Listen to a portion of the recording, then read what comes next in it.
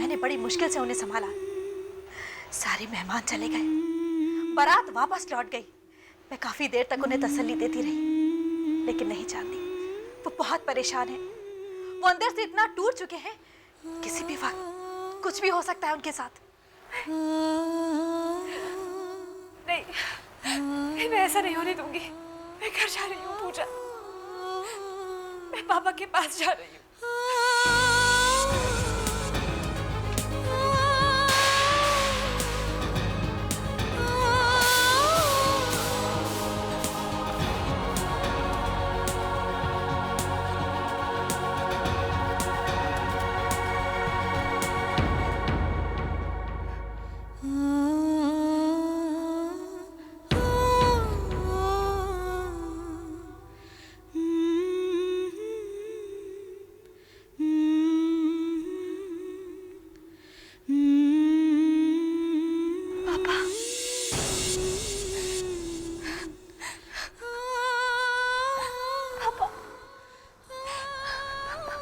अकेली आई हो?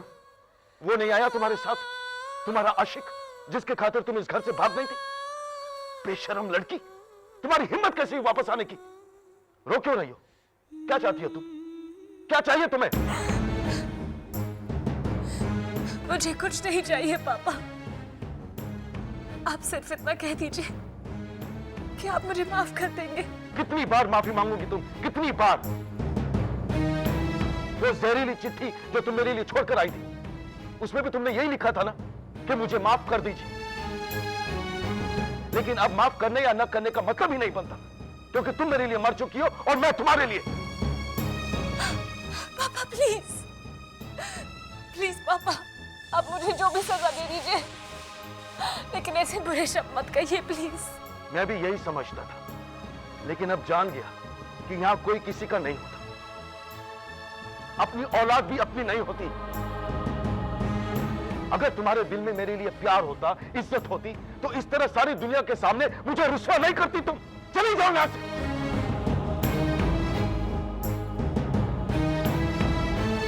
और फिर कभी लौट कर मत आना।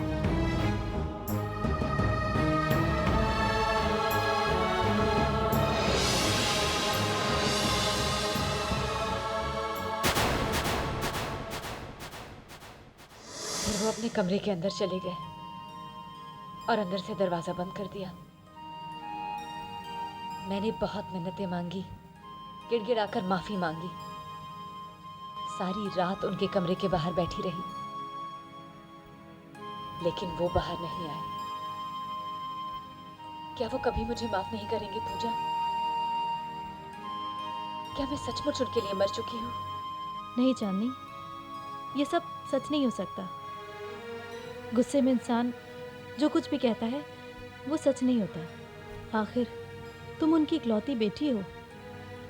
याद रखना चांदनी, जिस दिन उनका गुस्सा उतरा, उसी दिन वो यहाँ आकर तुम्हें अपने साथ ले जाएंगे। मैं देखती हूँ।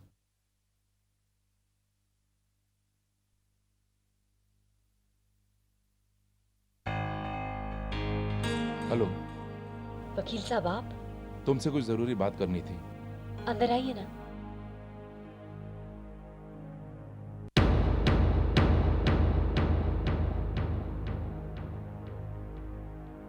आप बैठिए, मैं आपके लिए पानी लेकर आती हूँ। नहीं, उसकी कोई जरूरत नहीं है, मुझे थोड़ी जल्दी है।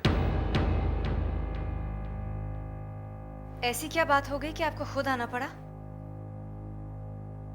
कानूनी बात है, इसीलिए मुझे ही आना पड़ा। दरअसल आज सुबह तुम्हारे डैडी मेरे पास आए थे। उन्होंने अपना नया वसीयतनामा बनवा लिया है और उस वसीयतनामे के मुताबिक उनके घर और जायदाद पर अब तुम्हारा कोई अधिकार नहीं रहा। उन्होंने तुम्हें अपनी जायदाद से बेदखल कर दिया और वो शहर छोड़कर हमेशा के लिए चले गए हैं।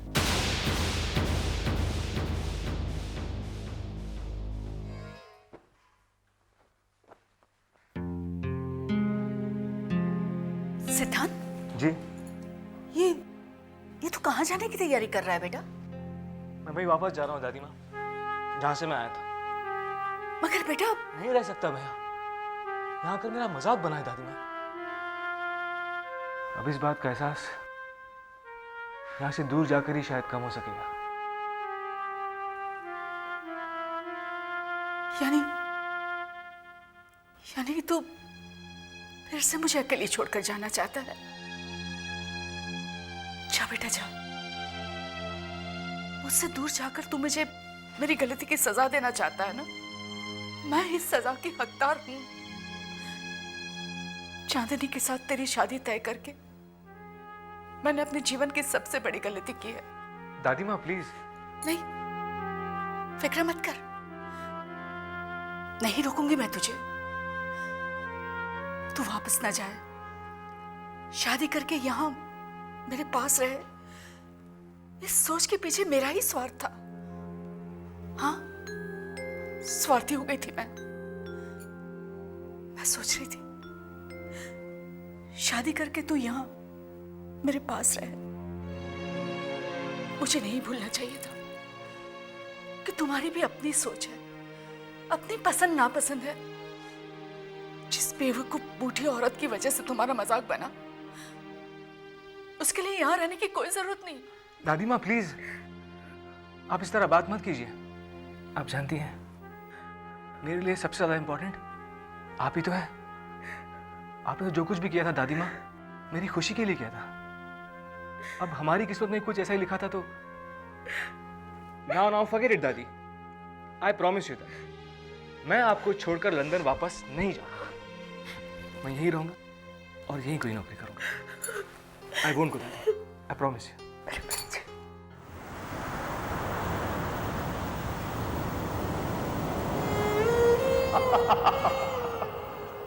शादी अब तुमसे, वो भी मैं? कभी नहीं चांदनी। वरुण ने कभी चांदनी से प्यार नहीं किया। अगर प्यार किया है तो वो चांदनी के दौलत से। चली जाओ यहाँ से और फिर कभी लौट कर मत आना। उन्होंने तुम्हें अपनी जायदाद से बेदखल कर दिया है और वो शहर छोड़कर हमेशा के लिए चले गए हैं। चांदनी, चांदनी, चांदनी, मैं इतनी देर से तुम्हें आवाज दे रही हूँ और तुम यहाँ अकेले खड़ी हुई हो। चलो मेरे साथ, किचन में आओ। चलो। चांदनी, तकदीर में लिखे हुए दुखों को इन आंसुओं से धोकर तुम मिटा नहीं सकती। खुद को तो मिटा सकती हूँ ना। मैं और जीना नहीं चाहती पूजा,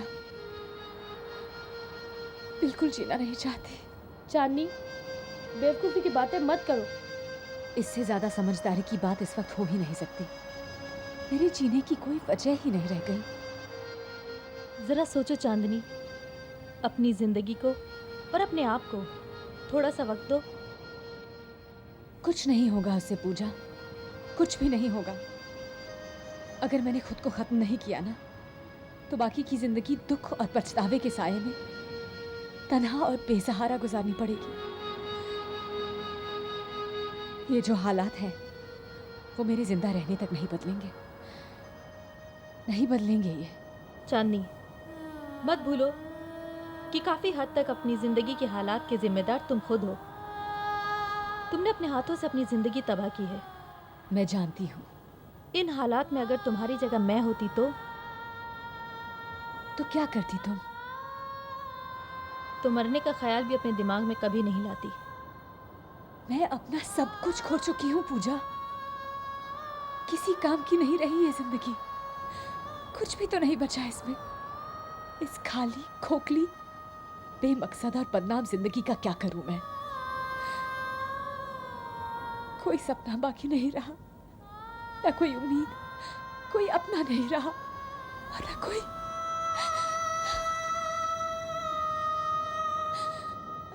चांदनी, क्या मैं नहीं गुजरी हूँ जिंदगी में कड़े हालात से? जब इंसान जिंदा रहने की ठान लेता है ना, तो उसे जिंदा रहने के लिए कई उम्मीदें नजर आने लगती हैं। इसलिए बी ऑप्टिमिस्टिक और अपने दुखों को भूलकर अपनी जिंदगी को नए सिरे से जीने की ठान लो। काश तुम्हारी बात पर अमल कर पाना इतना आसान होता। मरने के ख्याल पर अमल करने से ज़्यादा आसान है ये। मैं अभी आई।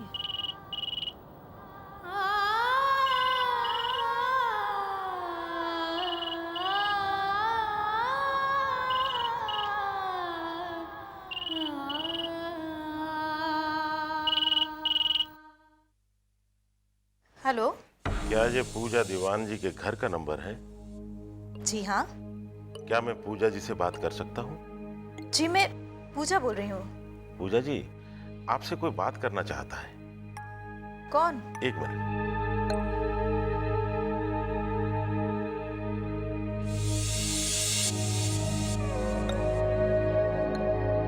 हेलो। हेलो। पूजा मैं बोल रहा हूँ। जी आप कौन बोल रहे हैं? बेटी मैं दीवान, आदित्य दीवान, करण का पिता। बेटी मुझे अंदाजा है कि तुम कितनी हैरान होगी। हाँ, फोन तो तुम्हें मैं आज कर रहा हूं, लेकिन अचानक आज ही याद नहीं किया। जब से मुझे पता चला है कि करण ने तुमसे शादी कर ली और तुम्हारा एक बच्चा भी है, तब से तुम्हें ढूंढने की कोशिश कर रहा हूं। बड़ी मुश्किल से आज तुम्हारा पता मिला है और तुम्हारा फोन नंबर मिला है। तुमने तो हमसे मिलने की कोशिश नहीं की और करण ने भी हमें नहीं बताया कि उसने तुमसे शादी कर ली। वो तो उसके जाने के बाद एक लंबे अरसे के बाद हमें। सुन रही हो ना तुम? जी। कैसी हो? मैं ठीक हूँ। मेरा पोता कैसा है?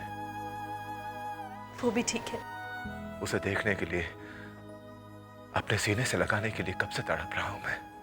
बेटी मैं 2 दिन में तुम्हारे पास पहुंच रहा हूं। तुम्हें और अपने पोते को लेने आ रहा हूं मैं। इनकार मत करना। अब तुम दोनों हमेशा मेरे साथ रहोगे।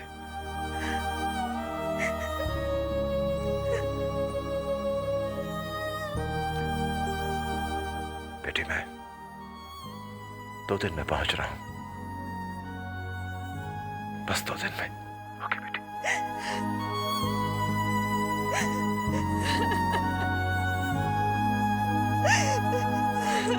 पूजा, पूजा तुम रो क्यों रही हो? क्या हुआ? अभी अभी करण के पापा का फोन आया था। करण के पापा का फोन? विश्वास नहीं होता ना चांदनी? मुझे भी नहीं हुआ था जब उन्होंने कहा कि मैं करण का पापा मिस्टर दीवान बोल रहा हूँ। चांदनी, जिंदगी में कई बार ऐसे चमत्कार हो जाते हैं,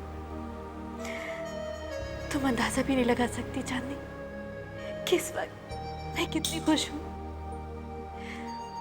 जैसे ही उन्हें पता चला कि मैं करण की पत्नी हूँ और हमारा एक बच्चा भी है, उन्होंने खुद ही हमें तलाश कर लिया। क्या कहा उन्होंने? करण के पापा मुझे और मुन्ना को ले जाने के लिए आ रहे हैं। ये तो बहुत खुशी की बात है। मैं मुन्ना के लिए बहुत खुश हूँ चांदनी, क्योंकि करण के पापा के हम दोनों को अपना लेने से मुन्ना का भविष्य संवर जाएगा और मैं मुन्ना की परवरिश और बेहतर तरीके से कर पाऊंगी। ये देखो चांदनी, ये करण है, ये करण के डैडी दीवान साहब और ये करण की बहन कंचन है।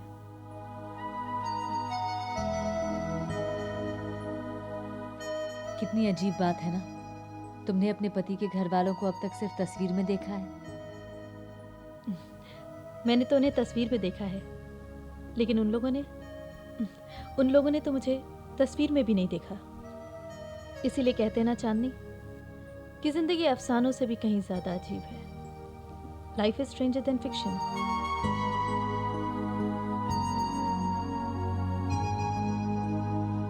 तो क्या अब कुछ दिनों में तुम ये शहर हमेशा के लिए छोड़कर अपने ससुराल चली जाओगी? ईश्वर ने चाहा तो ऐसा ही होगा। चांदनी, तुम मेरी दोस्त नहीं, तुम मेरी छोटी बहन की तरह हो। तुम फिक्र मत करो, मैं तुम्हें यहाँ इस हाल में अकेले छोड़कर नहीं जाऊंगी। तुम मेरे साथ मेरे ससुराल चलना, वहाँ तुम मेरी बहन बनकर रहोगी। नहीं पूजा, ये मुमकिन नहीं है। अब तक जो तुमने मेरा साथ दिया है वही काफी है, और मुझे अपने अकेले रहने की कोई फिक्र नहीं है। तुम अपने ससुराल जा रही हो, इस बात की खुशी है, और तुम भी मेरी फिक्र करना छोड़ दो। पूजा, अगर मुझे जीना है तो मुझे अपने फैसले खुद लेने होंगे, अपनी जिंदगी के रास्ते खुद ढूंढने होंगे।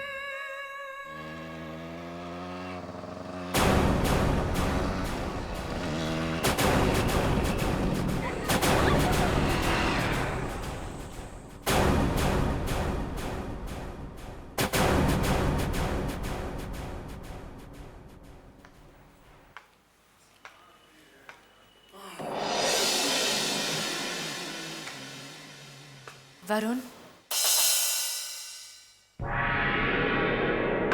तुम? बहुत हैरान हो मुझे देखकर, मगर मैं बहुत सोचने समझने के बाद यहाँ आई हूँ। मैंने तुमसे प्यार किया था, ये सच है। शायद इसीलिए उस दिन यहाँ से जाने के बाद मैं लगातार तुम्हारे बारे में सोचती रही, और बहुत सोचने के बाद मैं इस नतीजे पर पहुंची कि अगर तुम्हारा इरादा मेरे पापा की दौलत के लिए मुझसे शादी करने का था, तो उसमें क्या हर्ज है। तुमने मुझसे मोहब्बत नहीं की, बल्कि मेरी दौलत के लिए मुझे फंसाया।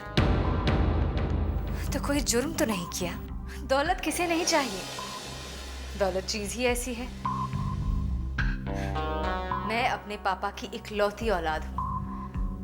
अगर वो मेरी शादी तुमसे करवा देते तो उनके बाद हम दोनों ऐशो आराम की जिंदगी उनकी दौलत पर गुजारते, मगर ऐसा नहीं हो सका। उन्होंने हमारे रिश्ते को नामंजूर कर दिया।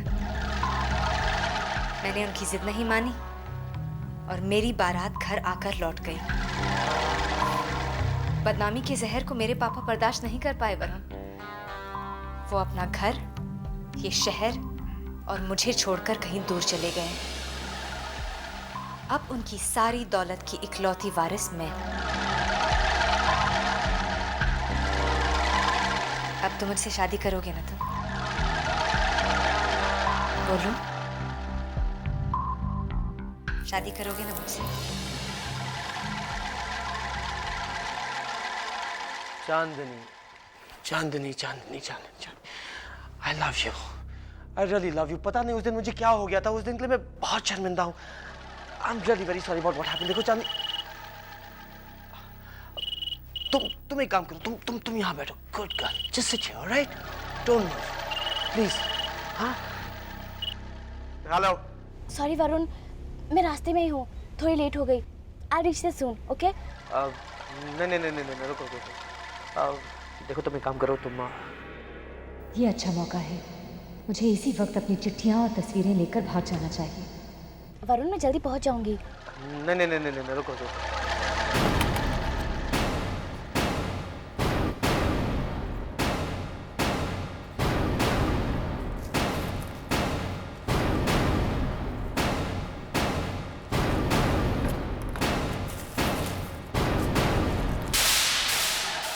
Very smart. तुम अपने लेटर्स और फोटोग्राफ्स लेने आई थी? हाँ, क्योंकि मुझे तुम पर बिल्कुल भरोसा नहीं है। तुम पैसों की लालच में कुछ भी कर सकते हो। इन लेटर्स और फोटोग्राफ से मुझे ब्लैकमेल कर सकते हो, लेकिन मैं तुम्हें ये मौका नहीं दूंगी। बिल्कुल सही सोचा तुमने, लेकिन तुमने ये कैसे सोच लिया कि मैं तुम्हें अपने लेटर्स और फोटोग्राफ्स इतनी आसानी से ले जाने दूंगा?